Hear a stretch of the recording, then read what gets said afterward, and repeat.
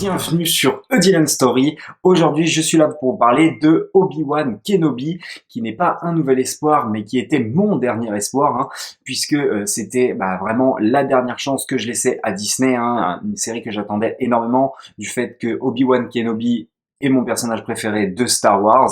J'adore Star Wars 3 et j'adore Star Wars Un Nouvel Espoir, qui sont mes deux préférés. Et Obi-Wan Kenobi est très très marquant, et surtout Ewan McGregor dans ce rôle est excellent. Donc j'attendais ce film cette série avec impatience de ce côté-là, et voilà, c'était vraiment la dernière chance que je leur laissais, parce que pour moi c'est vraiment catastrophique du côté de Star Wars. Alors, à deux exceptions près, il y avait le film A Rogue One Story, qui est pour moi vraiment excellent, et je le classe vraiment dans le top de mes films Star Wars, et il y avait la série Mandalorian, qui était plutôt sympathique. Le reste est soit très mauvais, soit moyen, et du coup là, franchement, je regarderai peut-être de temps en temps des séries Star Wars, mais vraiment de très loin. Par exemple, Boba Fett, je n'ai même pas regardé, mais ça ne m'intéresse même pas, pour dire quoi encore, que tout le monde est vivant, tout le monde il est gentil. Ça, non merci, ça ne m'intéresse pas, faire revivre, remourir, machin, des personnages.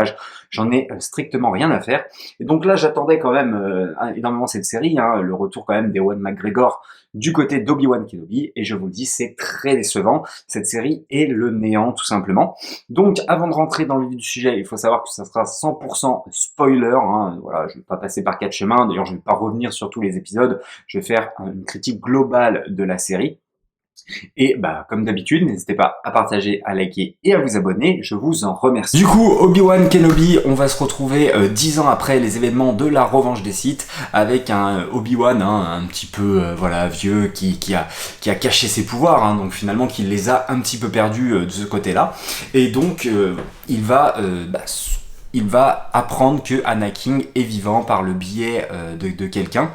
C'est vrai que ça, c'était pas très intéressant, mais c'est vrai qu'au final, il ne sait pas qu'il est vivant, Anakin, il pense qu'il est mort, et du coup, il va apprendre par le biais de quelqu'un qu'il est vivant, et du coup, il va se faire pourchasser par des inquisiteurs, notamment une inquisitrice, la troisième sœur, qui va être jouée par Moses Ingram, il me semble, qui est une actrice vraiment cool. Alors, du côté de l'acting, c'est tout ce que je garderai pour cette série. Les acteurs jouent plutôt bien, je trouve. Ils interprètent plutôt bien leur personnage, donc de ce côté-là, c'est plutôt acté. Et d'ailleurs, ce personnage est vraiment le plus intéressant de la série, par le biais de son histoire, qui est assez intéressante, parce que c'est un personnage plutôt ambigu. Alors encore une fois, on est sur un méchant qui va devenir gentil, ça je l'ai vu, mais dès le départ. Alors ça se voit 10 000, ça se voit arriver, franchement, moi, je me suis dit, elle va changer de côté, et je me suis pas trompé dès que je l'ai vue. Elle avait un côté très ambigu, et du coup son histoire est vraiment pas mal, puisque elle va vivre le génocide de l'Ordre 66, et elle va survivre, et du coup elle va passer du côté obscur, mais pour pouvoir se venger justement d'Anakin, de Dark Vador, et du coup elle veut absolument rattraper Obi-Wan pour attirer Dark Vador et se venger de lui-même. D'ailleurs, la fin de son histoire, attention, encore une fois c'est 100% spoiler, elle est plutôt bien bouclée, je trouve, de ce côté-là, puisque elle va aller vouloir buter le fils d'Anakin. Elle va comprendre que c'est son enfant, mais elle ne va pas y arriver, puisqu'elle va se rappeler qu'est-ce qui lui est arrivé dans son enfance. Et d'ailleurs, ça, c'est vraiment pas mal, je trouve, ce parallèle entre justement Obi-Wan qui est en train d'affronter Dark Vador dans ce dernier épisode 6 de la série, je parle bien, et avec, en parallèle, la troisième sœur qui veut aller tuer Luke. Et en fait, on sait, on le savait déjà, qu'il y a un point de non-retour du côté d'Anakin. Enfin, on sait oui non, puisqu'il va y en avoir un, mais beaucoup plus tard. Et du coup, lui dit que Anakin est mort, c'est mort, il l'a tué lui-même, et il n'est plus que Dark Vador, alors qu'elle, justement, elle a encore cette possibilité de revenir du côté de la Force, et c'est ce qu'elle va faire. Bien que, encore une fois, ça m'a vraiment dérangé du côté de ce personnage, notamment au niveau de quand elle va affronter Dark Vador et qu'elle va se faire transpercer. Alors ok, elle va voir le petit message pour aller chercher Luke, mais normalement t'es morte, quoi. Je sais pas, tu survis à combien de blessures, toi? Voilà, ça m'a un petit peu dégoûté. Donc voilà. Ensuite, le problème du personnage d'Obi-Wan, c'est que, alors oui, il va y avoir ce côté où il va retrouver l'espoir et le côté de la Force petit à petit, notamment par cet ultime épisode 6, qui est plutôt pas mal de ce côté-là, quand il va retrouver ses pouvoirs, notamment par la pensée de Layla. D'ailleurs, Layla, la petite, joue plutôt bien, son personnage est plutôt sympathique, sans plus. Du coup, mais le reste, on s'en fout. Pour moi, on n'a jamais de tension, on n'est jamais, franchement... voilà, on n'est jamais... il n'y a jamais de danger autour de nos personnages. Enfin, on sait que Layla va survivre, on sait qu'Obi-Wan va survivre, et ça, tu peux les mettre en danger, tes personnages, mais franchement, c'est hyper mal fait, je trouve. Et donc, il y a aucune tension, il n'y a aucune émotion en fin de compte. Peut-être sur la fin de la série, notamment quand Obi-Wan dit je suis désolé Anakin, hein, avec le masque qui se déchire, là c'était plutôt pas mal. Et puis là il rejoue le coup de la carte de Star Wars 3 avec donc je t'ai définitivement perdu, mais tu le savais déjà que tu l'avais perdu, il n'y avait aucun espoir. Enfin voilà, dans le 3 c'est terminé, c'est Dark Vador, et là il nous rejoue cette même carte, et ça c'est un petit peu chiant quoi. Et alors aussi ce qui est catastrophique, la réalisation qui est vraiment lambda, il n'y a rien quoi à se mettre sous la dent. Les scènes d'action mais c'est vraiment faible, hein. Des fois je me disais mais c'est fait par qui? Par une fanfiction? Enfin, j'en sais rien. C'était très très faible, bien que il y a des fanfictions qui sont beaucoup mieux fait que ça, hein. C'est très étrange par moments. Je trouvais que ça faisait limite parodique. Enfin voilà, c'était très étrange. Et aussi, il y a des décors, quoi. Merde, sortez-vous les doigts du cul. Il n'y a rien en termes de décor. C'est nul à chier. On fait du coup la deuxième rencontre, hein, après Mustafar dans l'épisode 3 de Obi-Wan et Dark Vador, donc pour un combat. Et putain, les mecs ils se sont dit, alors dans l'épisode 3 c'est un combat épique avec une musique épique, avec un décor épique, hein, parce que la bataille de Mustafar elle est génialissime. Qu'est-ce qu'on va faire alors du coup? On va les mettre sur une planète désertique où il y a plein de rochers entre eux. Ah ouais, non mais c'est catastrophique quoi, je sais pas. Enfin, ayez un petit peu plus d'imagination quoi, faites-les se combattre ailleurs que dans une planète désertique avec des rochers. C'est vraiment dommage de ce côté-là.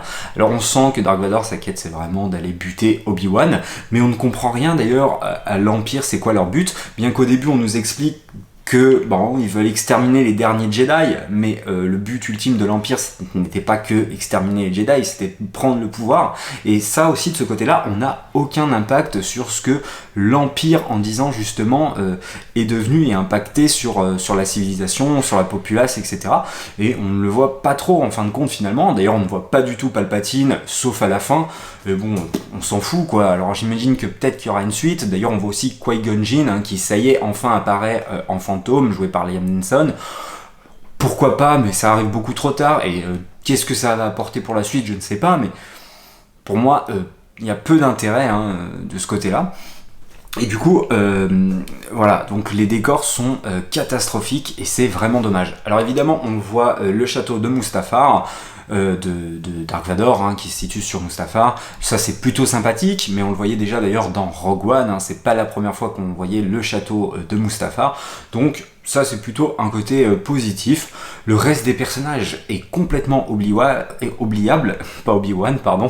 Donc voilà, les personnages marquants sont le personnage principal d'Obi-Wan, le principal antagoniste qui va être la troisième sœur, qui va avoir ce côté ambigu, et évidemment Dark Vador, mais Layla aussi joue très très bien. Et c'est pareil, hein, ils vont jouer avec Luke sur le dernier épisode, mais on s'en fout, il y a aucune tension, on sait qu'il va survivre. Alors ça va amener à ce que la troisième sœur, on comprenne qu'elle va revenir du côté de la Force. Ça c'est plutôt sympa, mais le reste c'est vraiment lambda, et limite, il fallait faire une série sur la troisième sœur qui a subi les conséquences d'Annie, et ça aurait été plus intéressant.